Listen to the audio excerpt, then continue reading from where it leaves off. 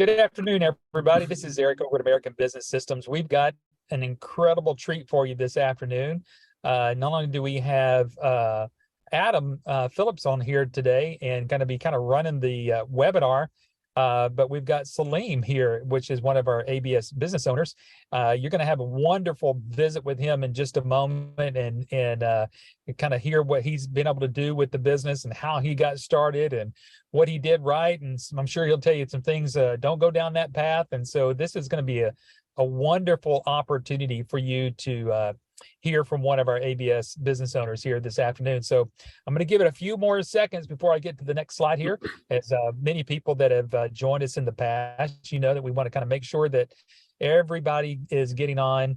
I know that some people try to get on a little bit beforehand, and some people kind of wait to the next few minutes to join. And so we'll give that option there for a few folks to just come on in and settle in for the next hour here. So for those that are on, let me again introduce who we are here at American Business Systems, and I'll share the introduction of Adam and the company here, and you'll even hear a little brief video of Dr. Vicki Rachner. So you really are in for a great treat this afternoon. So for those that have never met me, I'm Eric Auger. I'll be co-hosting just a little bit this afternoon. Most of you see that I typically have a big old backdrop of books behind me, but I'm actually remote today and trying to make sure that we get this thing kicked off in a great manner.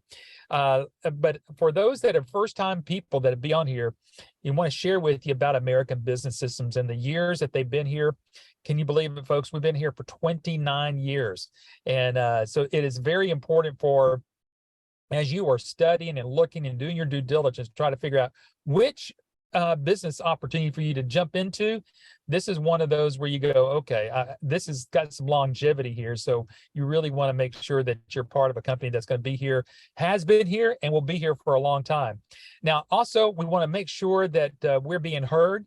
And then you know where the question and answer box is. So go ahead and click on that Q&A, just say hello. And that way, not only that we'll know that we're being heard, but you know where to ask your questions, because you're going to want to ask your questions to Saleem this afternoon, both Saleem and to Adam, as we go through today's presentation. Let me see if I can get to this next slide here. There we go. I'm going to play this really brief video from Dr. Vicki Rachner. Some of you remember Dr. Rachner. I just interviewed her a few weeks ago, but she was kind enough to send us a little video. So she wants to say something for you here. Let's see if I can get this started here. And boy, technology is great. Here we go. There we go. Congratulations for finding the American Business Systems site. You're probably looking for a great business opportunity, and you have found one. I'm Dr. Vicki Rachner. I call on my experience as a practicing surgeon and entrepreneur to help doctors thrive. What I can tell you is that while doctors are smart people, they don't have a great business savvy. So the services that ABS offers can literally help doctors turn their practices and their lives around. This is a viable, growing market. Not only that, Patrick Phillips and Adam Phillips have a true commitment to the success of the people who join the ABS family. I think you can't go wrong here. So that's just a little bit from Dr. Rachner. If you haven't seen all of her videos, go back to our YouTube channel or to absystems.com/blog, and you'll see all of our past videos, and you can certainly find Dr. Rachner's interviews that we've done with her there in the past. Again, what makes all of this sing is our billing platform, which is a cloud-based system. It is powered by NextGen, so we are very happy and proud to be associated with them, and they've been taking care of our system for a very long time. Saleem will talk a little bit about that from personal experience and personal use. And as you see here, everything that you are seeing here on the screen comes along with the business package. There's nothing where you have to kind of piecemeal this part together, where like if you felt like I got the iClaim, the EMRX, and I got my training, now I want quick collect, or I need some help with coding, so I need that audit guard or code right. All of that's all together there. And I wanted to share again about the longevity of American Business Systems. Like I said, they've been around for 29 years, but Linda and Patrick Phillips were doing billing way before them. Matter of fact, Linda was doing billing, and then Patrick saw what she was doing because she was obviously doing it from home because she had a doctor mention to her, hey, have you ever done medical billing? And Linda said, no, but willing to try it. And that's whenever Adam was a young fellow there too, is he'll be able to share a little bit about that. But Patrick and Linda both saw, gosh, this is something we could teach others how to do. And so this has been an incredible family business over the years. And today, again, Adam will be your main host this afternoon with Saleem. And Adam is the CEO of our company. He is, and now has picked up the reins and kind of moving this company even further into the future. So you are in good hands. It not only has written some books, as I'm sure he'll talk about a little bit later, but he has also been a featured writer in a magazine called Building and Coding Magazine, and that comes out, I think, monthly. So, and he is also one of the founders, and I believe the founder of MERMA, which is the Medical Revenue Management Association of America. And also, this is the organization that will certify you as a certified medical revenue manager through the program here. And then that way, whenever you're through with that training, just like Saleem has done, he has CMRM, I had to get that correct, Certified Medical Revenue Manager, past his name, to let doctors and other of the people in healthcare to know that he's gone through sufficient training and he's not just a medical biller. So folks, you're in the right place to hear about all the right information. I'm going to actually, I think at this point, be able to turn this back over to Adam and have Adam come on in here. Adam, it's good to have you this afternoon. So I'm going to let you take it away and have a great interview with Saleem here. All right. Thank you very much, Eric. Hopefully I'm coming through loud and clear. Can you hear me okay? Hopefully. I can hear you. I can hear you just fine. Great. Well, we had some several people saying hello. Hello, everyone. I do want to remind you that as we go here, please feel free to type in any questions in the Q&A box for Saleem or for myself, and we'll be happy to get to those questions as we can, and hopefully we can get to them all as we go here. But anything that comes to mind, just type it in, and we'll start to ask those questions of Saleem and myself. So let me see if I can reclaim the host control here. All right. Well, as Eric said, I am Adam Phillips. I am the CEO of American Business Systems. I took over running the show several years ago. I've been involved with the company, I guess you could say, my entire life. I was born into it because way back in the 80s, like Eric said, way back in the 80s, my mother was doing medical billing under a different small little company that they had started. And we've been doing this so long, I remember my mother using a typewriter to fill out claim forms. That's how long we've been doing this. So it's been a long time. So we're happy to have grown to the point where they are pretty much retired. My mom just, she used to just go on cruises and stuff, and that's what she does now. And that's great. That's fine. And my dad, he's a little bit different. He doesn't really have a whole lot of hobbies outside of work. So he's still, he still remains active in the company and does webinars and different things for us. So we're happy to have him doing that. Well, anyway, let's get to the meat of this thing. We've got a lot of great questions I want to talk to Saleem about. Saleem, are you there with us today, sir? I am. Thank you for joining us today. I think you said that you were interviewed maybe many years ago by Eric. Yes. So a lot has happened since then, and we're glad that you were able to join us today. So. I'm happy to be here. Thank you for asking me to join. Yeah, great. So let's see. Everyone is saying hello, hello, hello. And if you want to give us one of those little, you can give us a little floating emoji that flies up into the air and let us know we're doing a good job. Feel free to do that. But what I'm going to do is I'm just going to start out with some of the questions that people are wondering about. Like, if you would just maybe take a moment to share kind of like what did you do in your previous life? What was your business background, and what kind of led you to looking into the ABS opportunity and medical billing in general? Yes. So, my background is in business. So I have a degree in business finance, and over the years, I worked in the healthcare arena, mainly on the pharmacy side of the business. So always in operations, in the finance department, and having always been wanting to own my own business and being an entrepreneur. So in 1999, me and some partners who are pharmacists, and I am not, we opened a pharmacy, a long-term care pharmacy in the Columbus, Ohio area. And we grew it from a startup to a sizable pharmacy, which we sold in 2009. And then in 2010, I left and started a pharmacy consulting business, which I still do as a branch of my medical billing revenue cycle management business. And if you've ever been into consulting and doing nothing but consulting, it's feast or famine. So you get a lot of projects and you work on, you get some nice money, and then all of a sudden you're always chasing the next client, the next contracts to work on. Yeah. So so I was looking at different things that can give us regular income, regular revenue, and we looked at a lot of different businesses before we settled on the revenue cycle. We looked at franchises, we looked at all sort of different things. But it just didn't sit well with me or my wife, and just, wasn't us. So we came across ABS, and we thought, you know what, this is something that can capitalize on our background in business.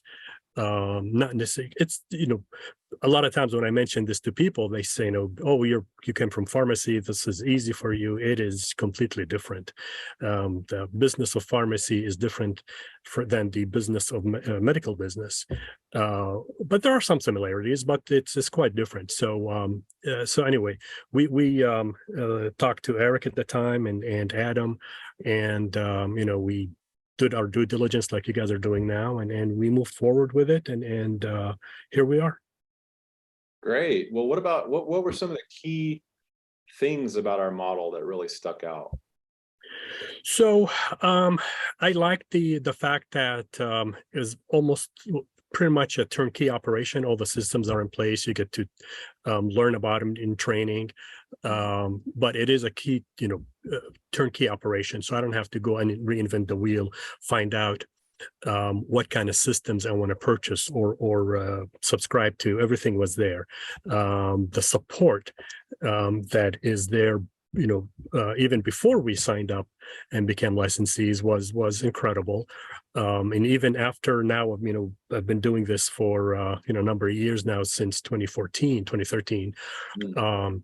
Anytime I have a question or any, the support, the things on the ABS licensee website are really helpful. The Facebook group is extremely helpful. You get to ask people questions in whatever industry or specialty that you're working on. So I just signed up a new customer a few months ago, and he's a sleep medicine doctor, and that specialty was new to me. So I reached out to the through the Facebook page. Another licensee answered me immediately. I think she's in Tennessee or North Carolina, in fact. And she goes, "Yeah, I've been doing sleep medicine for a while. I can answer any questions you want." Called her the next day, answered my questions. I felt more comfortable about signing this doctor on, because now I do have a resource. If I need to bounce anything back at her. Also, the different the support from both the support team themselves and also some of the other people that work with the support, they're always there to answer your questions. They're quick to respond to emails, phone calls. So I think that is quite helpful. I don't use it as often now as I used to at the beginning, but I know it's there when I need it. Yeah, that's true. A lot of people, it really tends to taper off after about year 2. Yeah. But we're there. I mean, that's one of the features, the highlights of our model is we offer lifetime support. So, you've been doing this for a long time, but if you have a question, we're there to answer it and help you, no matter what, no matter how long you've been doing it. Speaking Absolutely. of timelines, let's talk about a little bit about timelines. So you went through training in 2013 is what my record showed. Yeah. Yes. Yes. So you graduated so a long time ago, way back before COVID. Yeah. We Yeah. used to do BC, live right? training. Yeah, BC, before COVID. We used to do live trainings. We have since gone to a virtual training model. But you actually ended up flying. Where are you located again? Remind me. Columbus, Ohio. You're in Columbus. Okay, so you flew to Dallas. We had a Yep. hotel where we would have a training, and you graduated the training 2013. When did you start full speed ahead with the marketing? Like, about how long after training? Yeah, so after we came back, one of the nice things about the support, I was able to, when after we came back, I was able to order, flyers or leave behind material that we're able to customize with our name on it. So once I received that and kind of kept going back and going through some of the training things that we discussed to kind of keep it fresh in my mind. So I started networking, and I started cold calling, basically just dropping off at try to identify the specialties that I wanted to go after using the systems that we have through iClaim and EMRX. So one of the specialties that I start targeting was podiatry. And so I started visiting a lot of podiatry practices and just kind of leaving my material behind, leaving my business cards, offering to buy lunch and go in. And, people were nice and pleasant, but, doctors are finicky people. They're not, everybody wants to sell to doctors. So everybody, as people have the misconception is that doctors are wealthy and they want to do everything. But because of that conception, and people try to call on them all the time, they're very hesitant to who they let in and who they talk to. So the best way to get through, I found, is through networking and, again, buying lunches. So through and we learned a lot about how to network in training, and that was truly a tremendous, and I still do it today. It was a great asset to have. So through our networking, I met this gentleman that had relationships with two of the people I was calling on.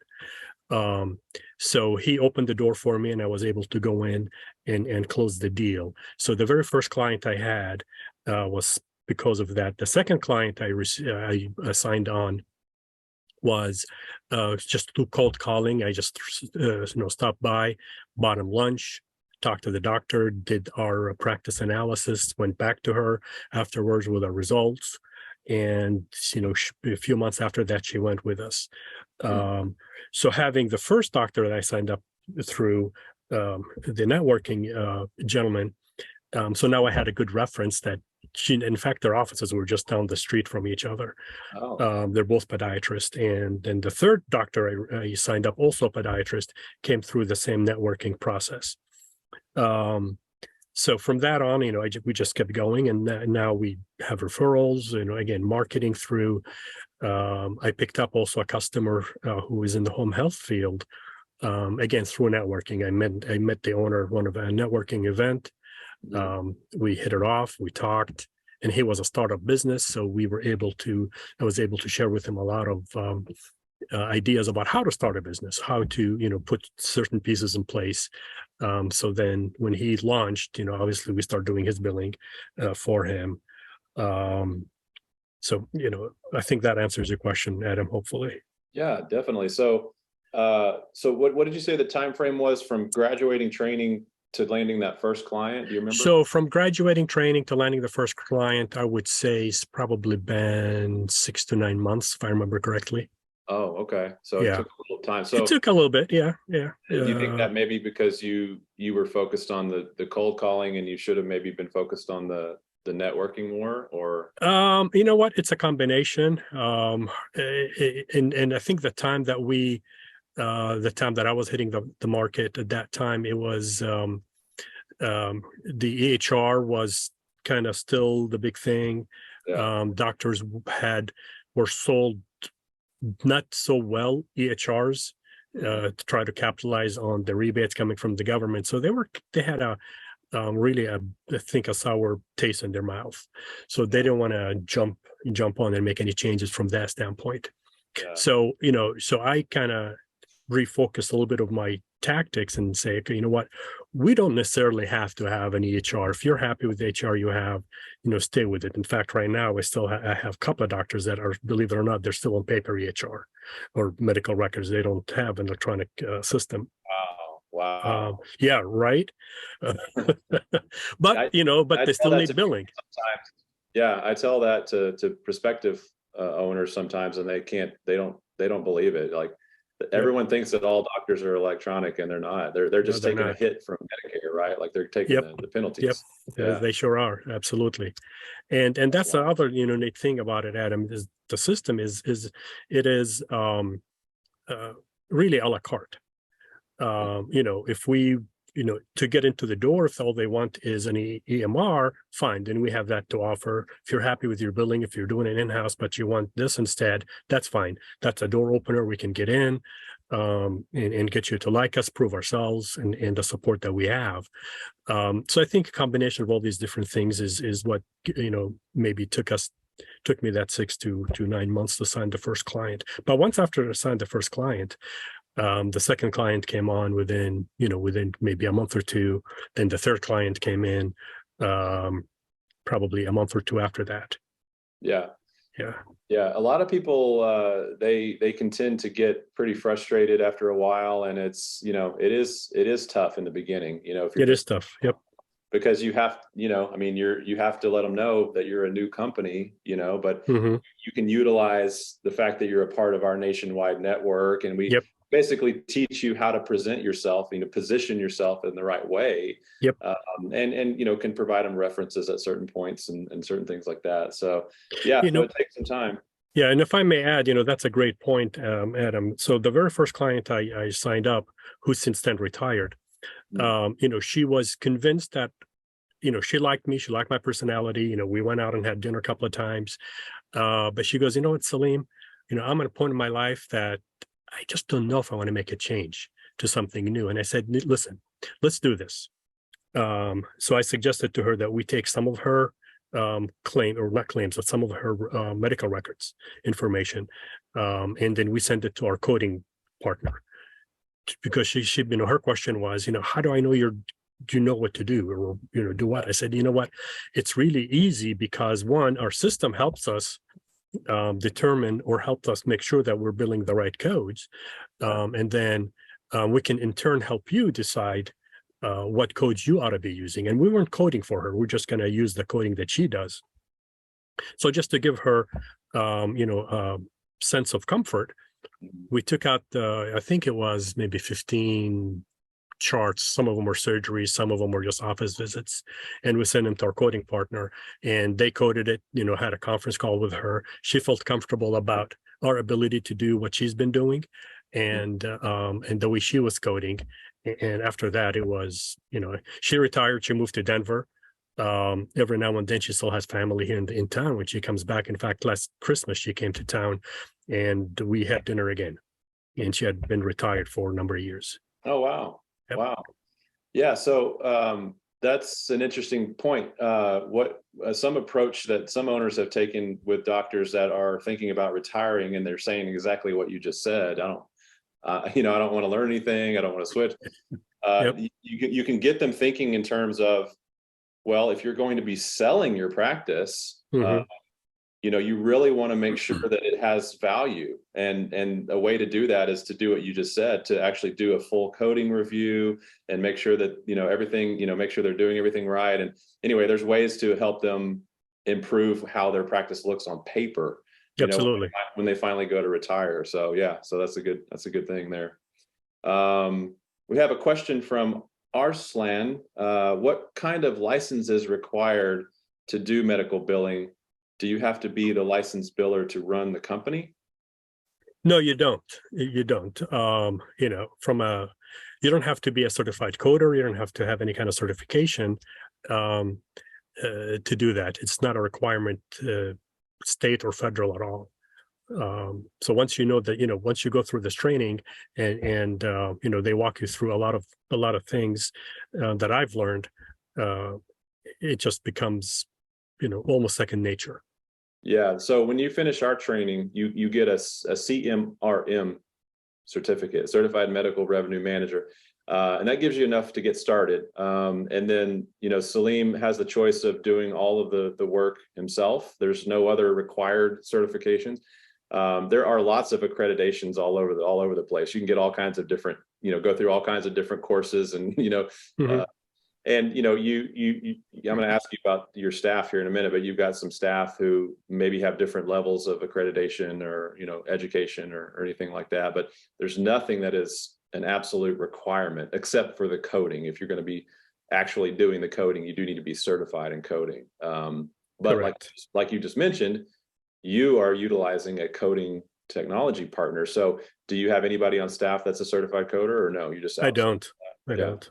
Yep. How many of your clients request or require you to help them do their coding? Is it all of Very them? little.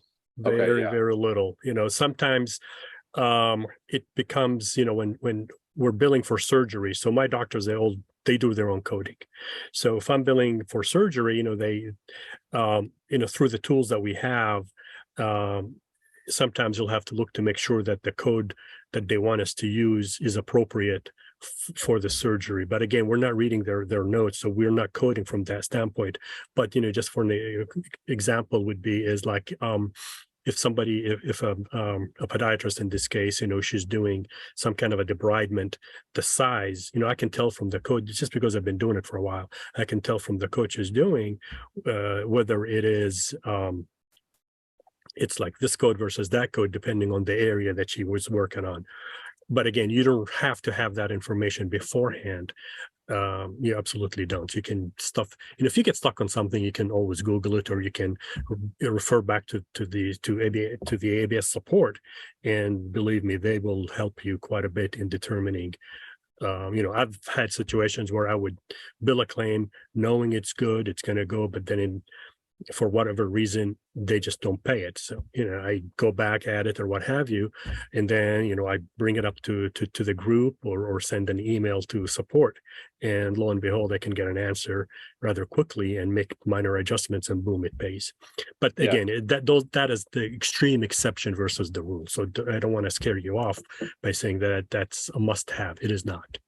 Yeah, and our systems that we have make it very easy for the doctors Absolutely. to do their own coding, because we keep that constantly updated behind the scenes. It's a cloud-based platform. But there's also lots of resources online, like you said, where you can do your own coding lookups and all that kind of stuff. But yeah, ultimately, most of our owners do what you do. They have someone else, one of our coding partners, doing the coding work. So it just makes it easier for our owners. And you really don't. Typically, you don't want that liability unless you are a certified coder. So correct. Great. Well, let's talk a little bit about the size of your company in terms of your all the staff that you've got, and maybe just like how many clients total, and how many what can one person handle as far as claim processing that you see? Yeah, that's a good question, Adam. So currently, I have 6 doctor offices that I bill for, equaling 12 providers. So I have, a few offices that have 3 providers a piece. I have a surgery center, and so by counting providers, so I do have 6 clients per se, 6 offices that have 12 providers that working out of them generating claims. I also work with 2 home health care companies. Within home health, you don't necessarily count by provider because it's just a different way to bill, different form. That's a whole different animal. So I just fell into it, as I told you before, when I met this one gentleman at a networking event. It wasn't something I was trying to market to or get into the home health market at all, but it happened. So I learned it, I did it, and now I have 2 of them. So altogether, we're doing, with the total 8 clients, we're doing roughly, I would say, about 2,300 claims a month. We are billing, I would say, about maybe 400K a month for all the practices. So when we first started, it was just me and my wife, doing everything. We're doing the billing, the posting, the reconciliations, the monthly reports, what have you. And as we start to add additional business, we wanted to step back a little bit and concentrate on other things. So, when you're in business, you always have to make a decision whether you're working in your business or working on your business. So starting out, I was doing both. And I'm still doing both, but to a lesser extent working in my business. I did end up hiring one lady. She lives in South Carolina, in fact, and she does nothing but bill for my gastroenterology office and their surgery center.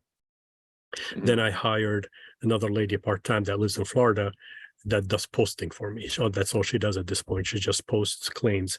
And I just recently, a couple of days ago, I hired a third person, again, very part-time. She lives in just north of Dallas. And she's going to be working on billing for my home health customers. So that's going to free up some of my time to be able to concentrate more on, going back into the field and marketing some more and growing my business. Yeah. And, we talked a little bit ago about referrals and about the networking and what have you.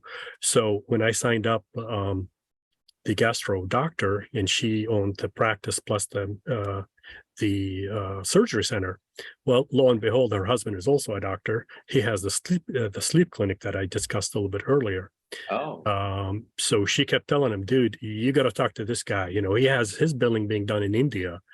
But she has her billing done here locally in the United States. Yeah. It's whatever they did, it doesn't make sense to me. Yeah. So she kept telling him, you got to talk to Saleem, you're having all these issues. So on a trial basis, he wanted us to start billing his sleep studies. And then if that works out for the next 6 months, then he'll give us the rest of his billing. So that's when I reached out and learned a little bit more about it through the support that we can get from the different owners of the licensees.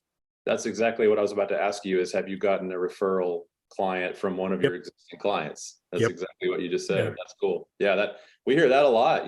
People will sign up a couple of clients in their area, and as long as they do a good job, they love the systems that we've got, the platforms. So if you provide good customer service, and you're going to your existing clients are going to refer you to their colleagues at some point. Exactly. And again, a lot of it is building relationships. Now, not only you're going to have to do a good job and showing them the value that you have, but you also build those relationships, and you become, more than just a vendor customer relation.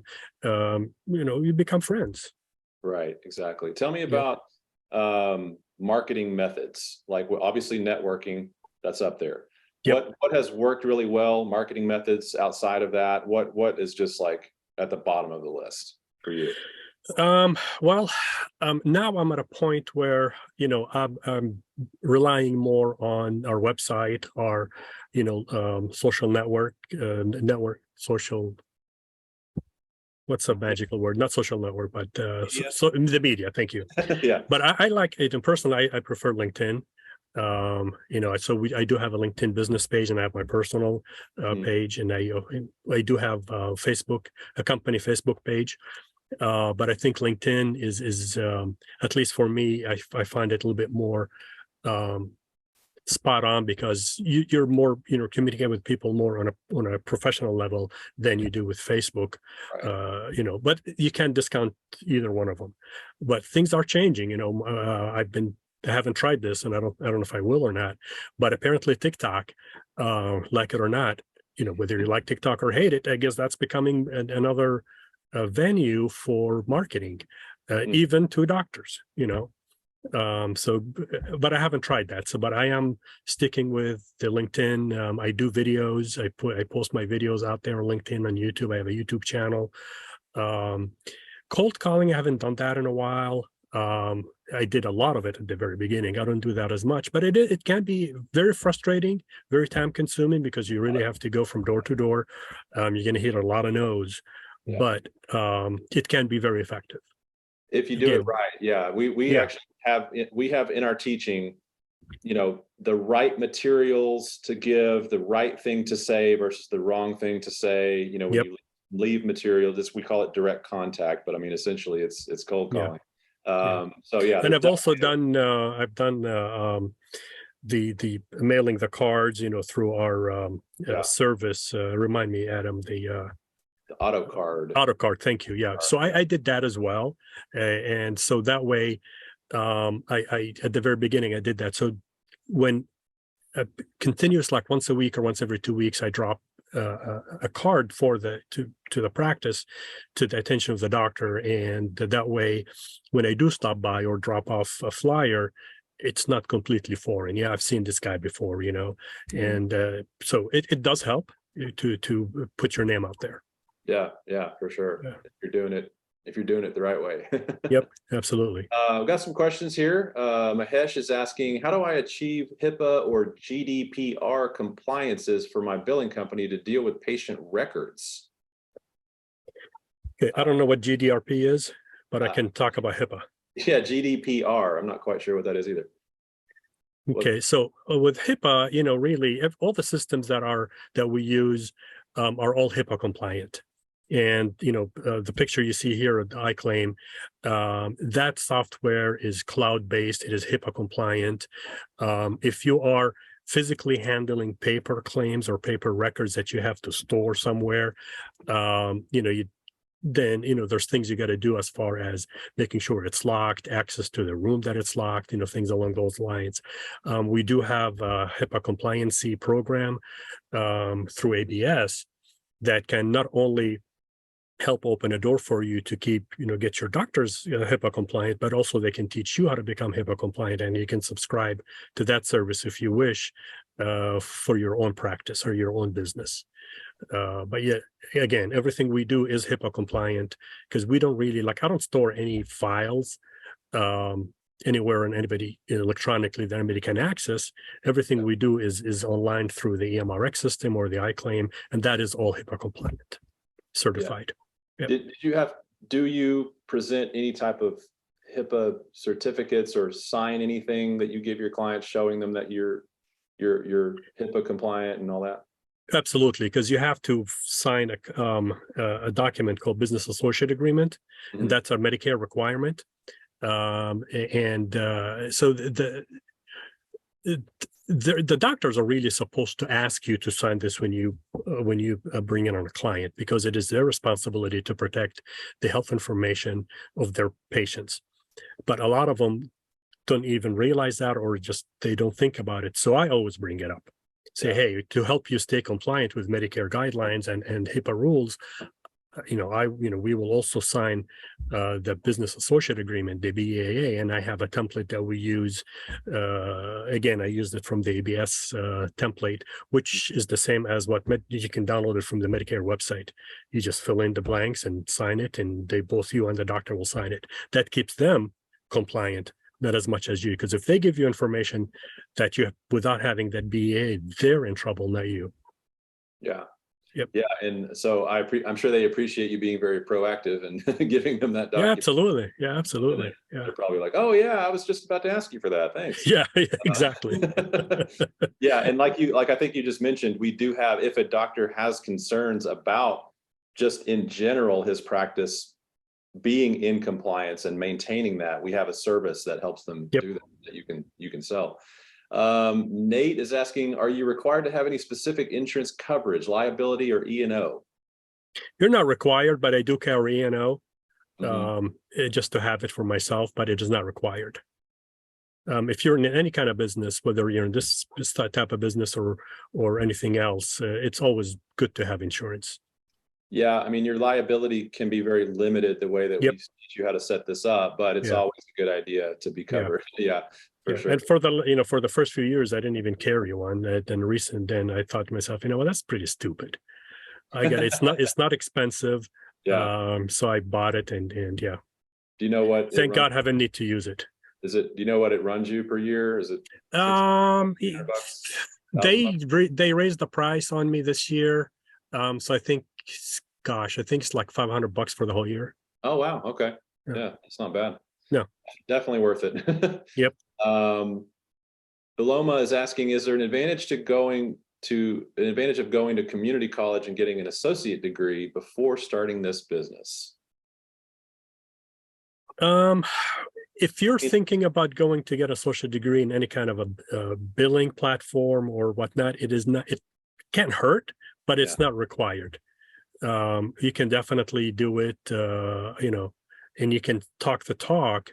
After you've gone through training, you'll be able to learn a lot of the lingo of the industry, like HIPAA. What is HIPAA? And by the way, HIPAA ends up with 2 A's, not 2 P's. Right. Yeah, and you'd be able to know what a CPT code stand for and that kind of stuff. So you can be able to talk it. If you want to do it, that's fine. I won't discourage you from doing it. It's always good to learn. But, I've interviewed, when I was looking for people to interview, I've interviewed people that had gone through medical training or medical billing training, not necessarily coding. I wasn't too impressed. I would rather hire somebody that has experience than having somebody that went through, a course through a community college. Yeah. I tell people any education that you've got, any training, whether it's general business education or specifically in healthcare, is helpful, absolutely helpful. Yep. But not required at all. I mean, we give you all of the training that you need to do this business, and we literally have people all the time that are starting from zero, like they've never been in healthcare, don't even know what a medical bill is. It's like, so we can teach people from the ground up to do all this. So Aloma, in my opinion, I mean, obviously I'm biased, but spending all of that time going through community college to get that, you could have spent that time going through our very short training and getting clients and generating revenue in that amount of time. So take that for what you will. All right, so let's see. Why don't you tell me a little bit about your experience during the pandemic? What happened to your business? Grow, shrink, disaster, what? You know what? The pandemic, it sucked. There's no better way to say it. Definitely. So, one of the reasons that I got into healthcare or the business of healthcare is because it's, it is resistance to recessions and resistant to economic downturns. But apparently it is not resistant to shutdowns. So it did, I'm not going to lie, it did hurt us, but it did not put us out of business. We didn't have to shut down completely. The reason it hurt us is because, at the time I had, like the one podiatrist I was telling you about that she does surgeries. They shut down all elective surgeries. Right. So that dried up. Her office was open, but people were afraid to go. So they were canceled a lot of appointments. She was able to do telehealth and help from that standpoint. Yeah. I had another doctor, unfortunately, he's had since passed away, and not because of COVID, but he did pass away. He was also a podiatrist. About 70 to 80% of his business was going to nursing homes and work, on residential facilities. Well, he wasn't allowed to go in. They shut down all that. So he immediately lost about 70, 80% of his business, but his office was still open. So our income did suffer, I'm not going to lie. But we weren't in a position that we had to close. Because we still had some revenue coming in from our different providers and clients. People still get sick, but did it decline? Absolutely. Did all of your clients reopen and get back to business, or did you say had to close? Or well, the one guy passed away, unfortunately.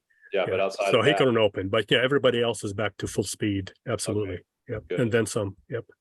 Yeah, we've done some interviews with some other folks that said they grew during the pandemic. I don't know what they were doing to make that happen, but we did an interview just recently where she said they actually got more clients signed up during that. That's awesome.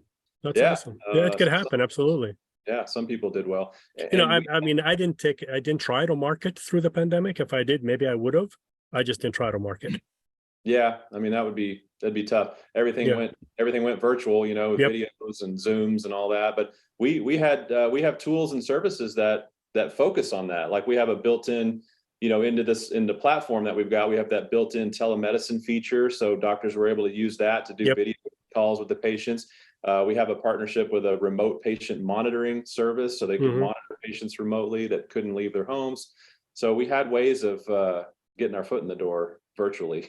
Yeah, exactly. Yeah. Let's see. Mark is asking what type of per month budget do you suggest in order to grow your business from scratch? I guess maybe he's talking about marketing budget. Well, you know what? I don't think there's a magical formula for that. It's just that whatever your finances allow, whatever you're comfortable with. Obviously, when I first started, yeah, I did have a website. I didn't spend as much money on the website in SEO just because I needed my money somewhere else until we built the business. But if you are able to, go in gangbusters with the SEO through your website or doing anything else, I would say, yeah, do it. But I don't have really a formula to say, yep, I'm gonna, well, that's not true. At the beginning, I didn't. I just did it as I could. Now, I'm doing more, probably about maybe close to 10% a month in marketing. And again, it's mostly for our website and the SEO and paying the person that does our website. Right. Yep. Yeah. I mean, especially in the beginning, we don't teach you to go out and do a bunch of big, expensive direct mail campaigns. Right. We have competitors that say, you got to get a billboard, it's like, no, don't spend that kind of money on that stuff. No. The networking, it seems to be, there may be some small fees to join some networking groups. Some do, yeah. Yeah. So but you're mainly just your time and gas money is what you're spending on the networking. Yeah. So it's pretty minimal, some of the methods. Yeah. Exactly. Yeah. And networking is really, it's all about building relationships, and you got to spend the time to do it. You got to invest your time in building those relationships with your network.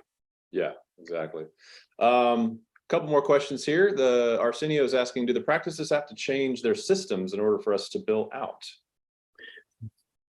The short answer is no. But I would recommend it. iClaim is pretty robust. And it has really a lot of good tools in it that helps make them more efficient in billing. And especially if they're using both the HR and like EMRX and the iClaim, then all the claims can actually flow from the EMRX into the iClaim system. So that will reduce a lot of the manual entry and the billing from that standpoint. So the more you can integrate these systems together, the better.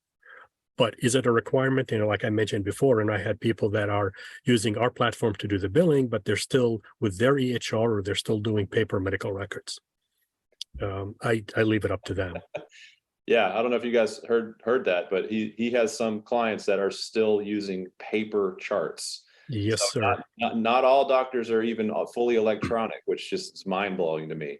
But they're just opting to take a hit. Medicare is paying less money because they haven't gone to an electric system.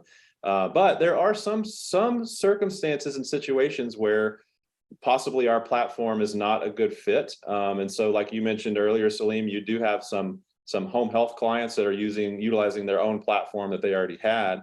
Yep. And you have your team, are they just logging in remotely and doing the work? Yeah. Yep, absolutely. Yeah. So it's just great because you do not have to twist their arm into something that they don't want to or maybe not ready to use. I've heard doctors that are just kind of locked into other software contracts and they don't want to pay a bunch of money to get out of it. And, then maybe they can switch at some point, who knows? Yeah, and if I may add something, Adam, and this is one of really the neat things about ABS is not a franchise. So they don't force you to use their systems like, let's say, a Subway would. So it is a la carte. You can use this or you don't have to. But the neat thing about it is you're going to have the expertise, you're going to have the confidence to go in and talk to your prospective client and say, hey, I can do this for you. If you use our systems, it's just going to make your life easier as well as ours, but it is an option. Yeah, we have seen if they are using all of our integrated platforms, they're going to see the best results in terms of lowered rejections, lower denials, getting paid faster and all that stuff that's important. So that's how it goes. Absolutely. Yep. Yeah. Let's see. Arsenio is also asking if they have to change their system, what's the cost to convert? Well, we just mentioned they don't have to, but there are different levels of, integrations that we can help you with other EHRs, connecting to our iClaim platform, or maybe they want to use all of our bells and whistles and forget using what they're using. So Arsenio, if you want to get with your rep that invited you to this webinar, they can kind of go over some of those details with you about cost and whatnot. But you're always going to charge the doctor a setup fee and a percentage to do the billing work that's always going to cover any of those, possible integration costs or anything like that. Data migrations, who knows what's required. Shirley's asking, what can we do to help the doctors with paper? What are you doing to help them with paper? So I guess I'm not quite sure what that means. So if they're all right, I mean, I can just maybe guess on what she's trying to ask. If they're on paper using paper medical records, and if they want to convert to an EHR system, this will be a great time to do it. Going through ABS and going through our technology partner, they can show them demos on how it will work to their specialty. Seriously, if they're not using technology right now for medical records, it's mind-boggling. I had a customer just recently, she does use our EMRX and our iClaim, and one of the features is electronic prescribing. But so she was using that. She prescribes electronically. The only thing she did not sign up for is the prescribing for narcotics electronically. So we're still writing a paper script because she doesn't do a lot of narcotics, and there's extra fees for that because the DA requires it. So recently she sent 2 prescriptions through her handwritten C2s or controlled substance because somebody was on surgery. The pharmacy wouldn't accept it. They want to accept the paper prescription. They want it to be electronic. So then she finally broke down and decided to spend extra $10 a month to be able to prescribe electronically for narcotics. Oh, okay. Wow. Well, that's been very informative today, Saleem. I think I've kept you on here long enough. I've got about 9 minutes left here. I've got one final question. And if you wanted to give any final thoughts, that would be great. The question is just, what's been the best thing about running your own business?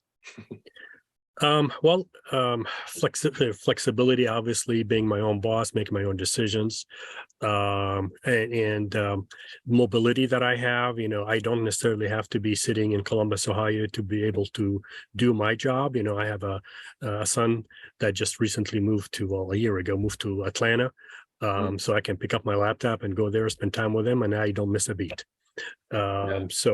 I have that flexibility, we get to a point that we could slow down and maybe want to take a step back and have, the income and revenue we need for our family, and we don't necessarily have to work as hard. And then we have residual value at the end. If we decide to sell our business, we can definitely do that as well. Yeah, I love having the flexibility is a big one for me, being able to spend time with family and kind of get away for a weekend whenever I want to, and not worry about it and all that. So yeah, absolutely. All right, Saleem. Well, I've got a few more slides I'm going to go through here, but I thank you for being on here with us today. I appreciate it. Oh, you're welcome. Thank you. All right. Enjoy the rest of your evening, sir, and we will talk soon. All right. Thank you. Talk to you guys later. Bye-bye. All right. Thanks, Saleem. I just want to share with you guys a couple more slides here.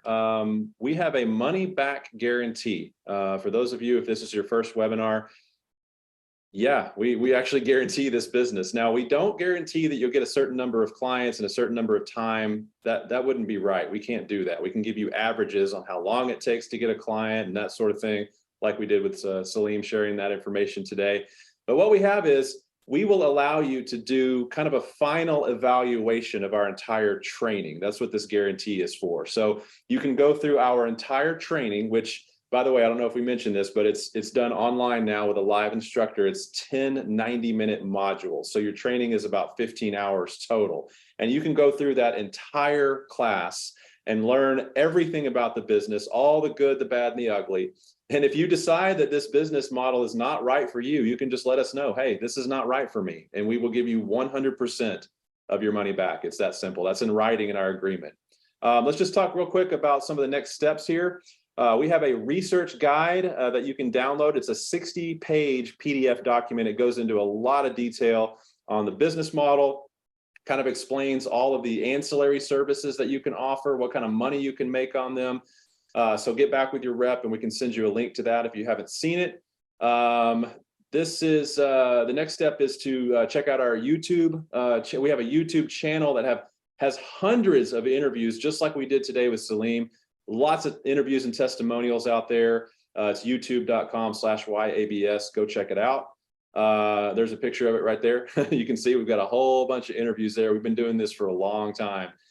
We also have a list of licensee references. If you would like to actually talk to some of our owners, they would be happy to kind of talk to you one-on-one and share their experience with ABS, and we can get you a reference list. So ask for that. There's some of our references right there. some pictures of our folks. Those are not clip art. Those are real people. We also do live demos. So we showed you a couple of little screenshots of our iClaim system that we've been talking about. We can actually give you a live walkthrough demo of that iClaim EMRX system. So get back with your rep and we can set that up. Purchase agreement. So after you've done the references, the YouTubes, the research guide, the demo, if you want to say, you know what, I'm thinking about pulling the trigger on this thing, I need to see the agreement. So we can send you a purchase agreement to review. No commitment whatsoever. You don't have to commit to signing it to see it. So we can send you a link to check it out. We do an e-sign agreement now, so you can just review it and, there's no pressure. You can check it out and see. It's very simple. It's nothing like a franchise agreement at all. If you've seen those are hundreds of pages long. Our agreement is a simple training and support agreement. It's like 5 pages long. So it's very light. We don't have any control over what you do with your business. You can keep it small and home-based. You can grow it as big as you want to grow it. We have owners that are doing 7-figure revenue. So it can be as small or as big as you want it to be. And then lastly, you fill out the agreement, and then you just tell us how you want to pay the funding, which is a one-time investment fee of $28,990. That's how much the business costs, $28,990. That does have to be paid in full before you start the training. We don't do any financing. But once you sign the agreement, you pay the funding. We can usually have your first session start within that week of getting your agreement in. So we can start your training very, very quickly, get that accelerated. And that could take you maybe 3 weeks or so to get through all of those modules, and then we get you graduated and get you on your way to making money. So that's it. Thank you everybody for being on here today. We are recording this and we'll be posting it up. If you want a link to the recording, just ask your rep and we'll do that. And until next time, ladies and gentlemen, thanks for joining us. Have a great evening.